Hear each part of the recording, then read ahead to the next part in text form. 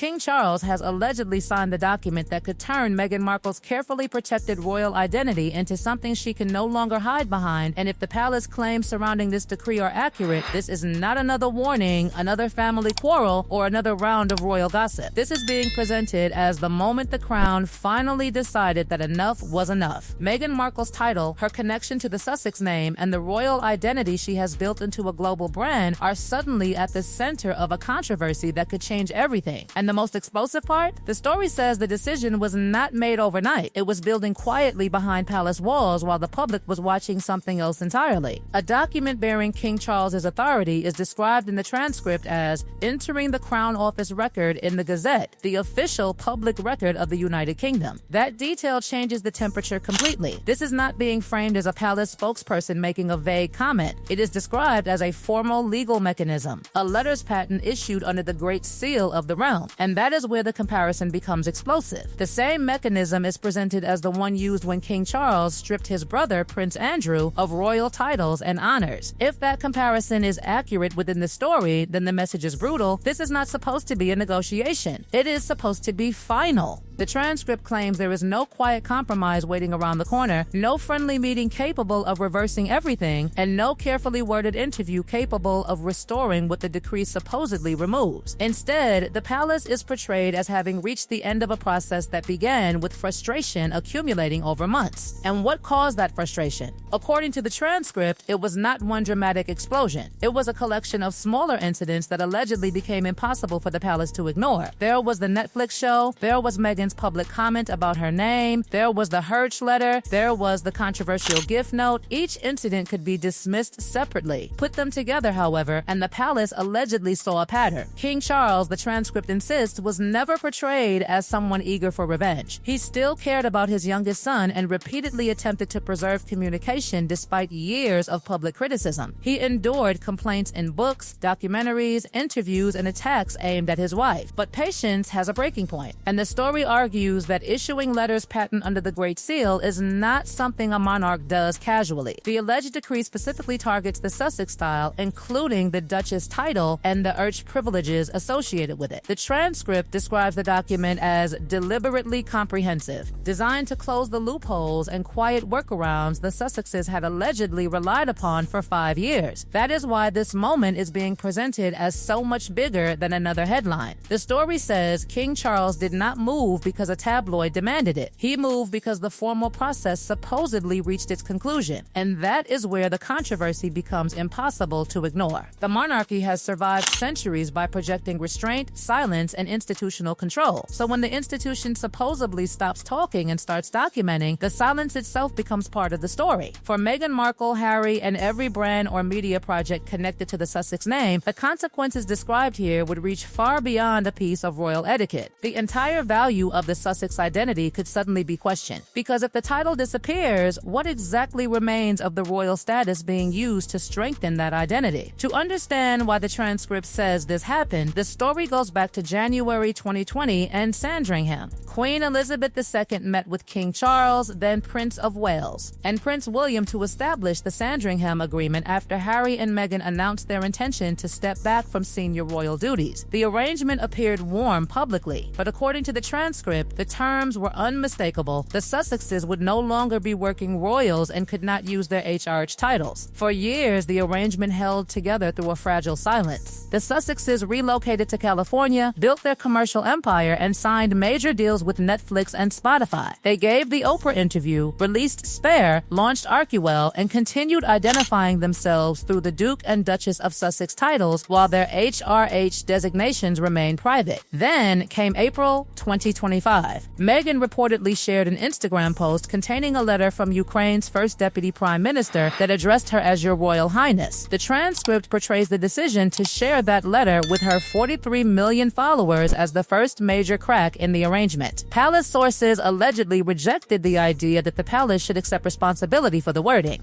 Then came the gift note. Jamie Kern-Lima shared an image of a gift basket Meghan had delivered, and the accompanying message reportedly read, with compliments of Roach, the Duchess of Sussex. Suddenly, the controversy was no longer about someone else making a mistake. The title had appeared on a label associated directly with Meghan. Then came the Netflix moment. On With Love, Meghan Mindy Kaling referred to Meghan by her maiden name. Meghan corrected her on camera, smiling with the words, "I'm Sussex now." The moment was broadcast to millions, and according to the transcript, palace sources interpreted it as another deliberate assertion of the identity the family had tried to distance from. That was the point, the story claims, when the palace stopped seeing isolated incidents and started seeing a pattern. The informal arrangement was allegedly failing. Meghan's actions were being interpreted as more than accidental slips, and King Charles supposedly realized that an informal understanding could no longer contain the dispute. King Charles allegedly did not arrive at this decision impulsively. According to the transcript, legal advisors reviewed the situation carefully and compared it with earlier cases, especially the case involving Prince Andrew. Then came another crucial development. Legislation referenced in the King's speech in May 2026 allegedly expanded the Crown's options for removing titles. Every step was presented as measured, documented, and deliberate, eventually leading to the King's signature. And suddenly, what had once looked like an informal family arrangement was being transformed into something far more serious. The transcript makes the emotional stakes even sharper by arguing that the agreement Meghan allegedly broke was not merely a palace rule. It was a promise made to the late Queen. The Crown's decision to enforce that arrangement after Queen Elizabeth II's death is portrayed as proof that commitments made to monarchs still carry enormous institutional weight. The palace, according to this narrative, waited, watched, absorbed criticism, and allowed years to pass before supposedly deciding that patience had reached its limit. Then comes the blueprint that allegedly made the entire operation possible: Prince Andrew. On November 3rd, 2025, the Crown Office released notice that Andrew Mountbatten Windsor would no longer hold the title of Royal Highness or the dignity of Prince. The transcript describes this as the end of a 65-year royal identity through one formal document. Before that, on October 30th, 2025, Buckingham Palace had announced that the formal process to remove Prince Andrew's titles would begin. This mattered because the story says many experts had previously believed that removing a royal dukedom required Parliament. The old assumption was that a bill would have to be drafted, debated, and passed. That would be slow, politically complicated, and potentially disastrous from a public relations perspective. But the Prince Andrew case allegedly demonstrated another route: royal prerogative exercised through letters patent under the Great Seal of the realm. The House of Commons Library is cited in the transcript as confirming that King Charles used royal prerogative in the Prince Andrew case. It also notes discussions concerning the Sussex titles and possible legislation giving Parliament greater authority over titles associated with disrepute. The Andrew case therefore became more than an isolated scandal. It became a test of what the Crown could actually do, and the Sussexes were watching. The transcript claims the public largely accepted the action against Prince Andrew, while the monarchy emerged looking decisive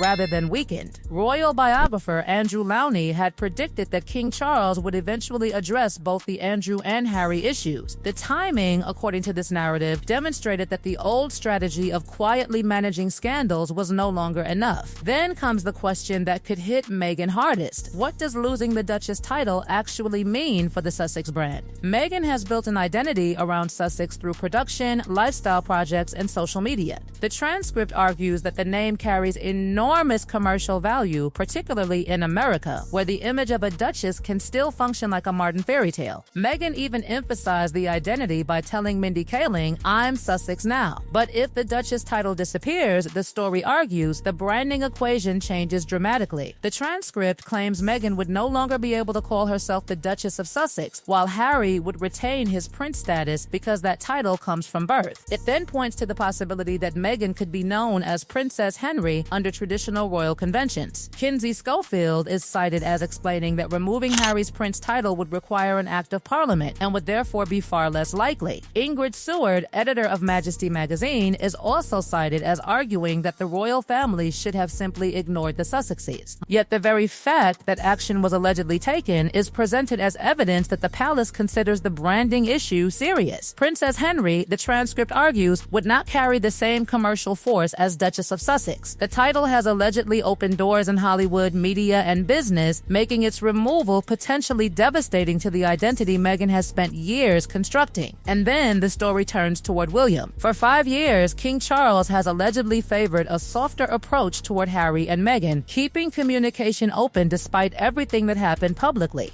But Prince William is portrayed as fundamentally different. A former palace worker told the Daily Beast that while Charles may tolerate the situation, William does not. William is described described as believing Harry and Meghan betrayed the royal family and used royal titles commercially while damaging the institution's reputation. A friend of William's reportedly confirmed that William wanted Harry to face tougher consequences. As William's influence increased, however, he allegedly continued respecting his father's wishes. The transcript says Charles preferred a gentler approach, but that policy was becoming harder to sustain. Royal expert Kinsey Schofield is cited as saying the Sussexes were making King Charles's later years increasingly difficult, while public patience was fading and William was becoming less willing to forgive. That is where the larger institutional strategy supposedly emerges. Prince Andrew had demonstrated the mechanism. New laws were strengthening the crown's authority. The Sussex brand was allegedly weaker. Public enthusiasm had declined, and the monarchy, according to the transcript, was waiting for the moment when its strongest institutional weapon could be used without unnecessary drama. Not with shouting, not with a palace explosion, with a document. The alleged nuclear option was therefore presented as something almost terrifyingly quiet, a formal signature, a government gazette, and an institutional boundary that could no longer be crossed. William would eventually inherit an institution described as more organized, while Charles would leave behind a legacy built around protecting the monarchy through patience followed by decisive action. But if Meghan and Harry were truly facing that door closing, the biggest question remained unanswered. Would they fight it, flee from it, or disappear from the royal conversation entirely?